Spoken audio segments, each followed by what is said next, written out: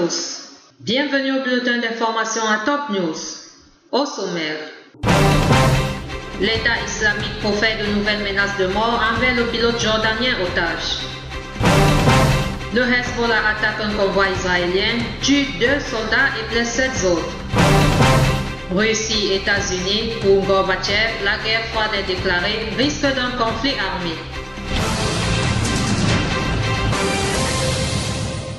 Voici les détails. Le groupe État islamique a dans un nouvel enregistrement menacé de tuer jeudi en fin de journée un pilote jordanien si Hamas ne relâchait pas une djihadiste irakienne en échange de la libération d'un otage. D'autre part, un peu plus tôt, le gouvernement japonais a estimé jeudi que la voix entendue sur un nouveau message de menace attribuée au groupe État islamique était très probablement celle de l'otage nippon Kenji Goto, ce qui accréditerait la provenance de la vidéo en question. M. Abe a répété que Tokyo avait demandé la coopération de la Jordanie, qui est également concernée par cette affaire, puisqu'un de ses pilotes est détenu avec M. Goto et menacé d'être exécuté jeudi.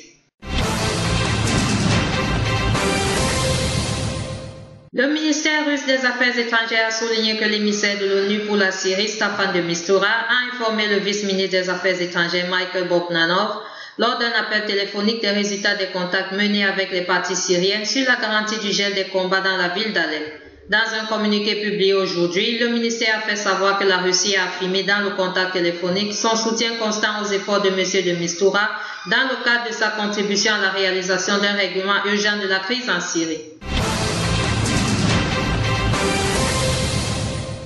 Les séances de la rencontre consultative entre la délégation de la République arabe syrienne et des personnalités de l'opposition ont été reprises mercredi après-midi à Moscou. Bienvenue à Damas pour ceux qui veulent participer au dialogue intersyrien sans interventions étrangères, a lancé la délégation syrienne à l'adresse des opposants, tout en critiquant des personnalités de l'opposition qui n'avaient pas fait allusion au rôle turc, qatari, saoudien et américain, ainsi qu'à celui d'Israël sur la scène politique.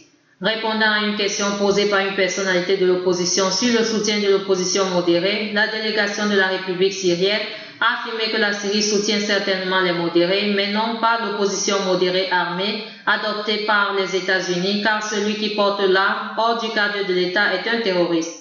Le chef de la délégation syrienne à la rencontre consultative de Moscou, Bachar Jafari, a remercié au début de son allocution les amis russes pour avoir organisé cette rencontre dans le but de discuter des perspectives de la tenue d'un dialogue intersyrien global et ouvert à Damas. Le correspondant de Sana à Moscou a en outre indiqué qu'une partie de l'opposition a présenté un document de ses revendications à la délégation de la République arabe syrienne. Par ailleurs, dans une allocution prononcée devant les 2 délégations, le chef de la diplomatie russe, Sergei Lavrov, a affirmé qu'il est dangereux d'imposer des solutions au peuple syrien. Il a fait savoir que le but de passer au dialogue pour résoudre les questions importantes nécessite d'énormes efforts, dont la disposition à présenter des concessions et l'arrivée à des compromis, car c'est le seul moyen pour sauver la Syrie et vaincre les forces qui œuvrent pour agresser son peuple. M. Lavrov a insisté sur l'action commune pour lutter contre le terrorisme. Il a poursuivi que la Russie est certaine que les efforts déployés pour lancer le dialogue national syrien se poursuivront. Nous accueillons favorablement tous les efforts déployés par les pays et les organisations internationales qui œuvrent pour créer des circonstances favorables en vue de lancer le dialogue national global intersyrien. Il a de même fait allusion que sa présence à la séance a pour objectif de mettre l'accent sur l'intérêt qu'accorde la Russie à la solution de la crise en Syrie. L'Espagne a affirmé mercredi à New York que le casque bleu espagnol mort au cours de violences dans le sud du Liban avait été tué par un tir israélien et a appelé l'ONU à enquêter sur les récents affrontements. Le Conseil de sécurité des Nations Unies était réuni mercredi depuis 21h GMT à la demande de la France pour discuter des violents incidents entre Israël et le Hezbollah à la frontière sud du Liban. Le Conseil a condamné la mort d'un casque bleu espagnol âgé de 36 ans qui a péri lors d'un échange de tirs entre soldats israéliens et combattants du Hezbollah. Le Hezbollah a tiré hier des missiles anti-chars sur un convoi de l'armée israélienne dans les fermes de Sheba, dans ce qui est apparu comme une opération de représailles contre l'attaque israélienne à Konetra sur les hauteurs du Golan syrien. La riposte de l'État hébreu ne s'est pas fait attendre et un soldat du contingent espagnol de la Filune a été tué.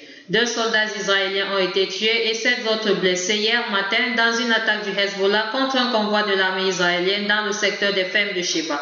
C'est l'attaque la plus grave menée par le Hezbollah contre les soldats israéliens depuis la guerre de juillet 2006.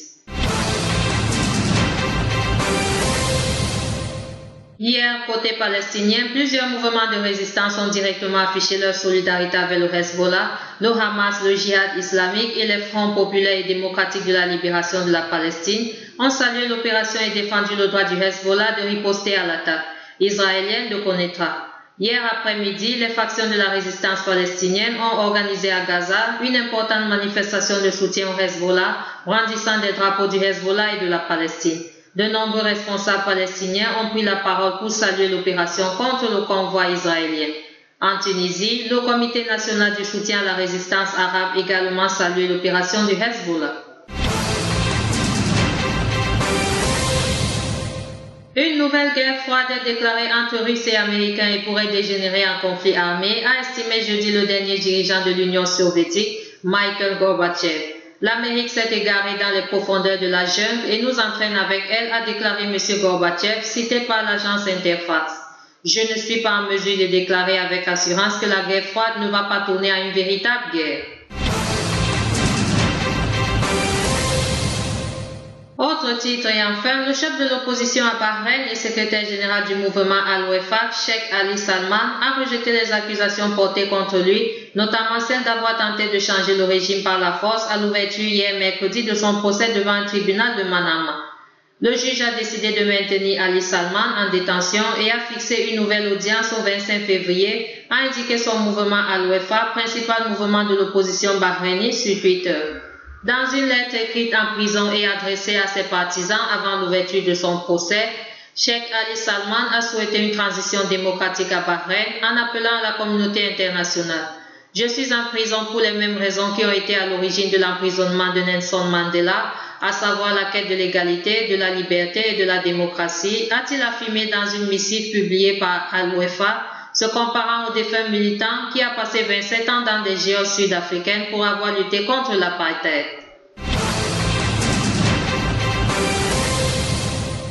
Merci à vous qui nous suivez de Beyrouth et partout ailleurs. Bulletin présenté par Anna et Camille.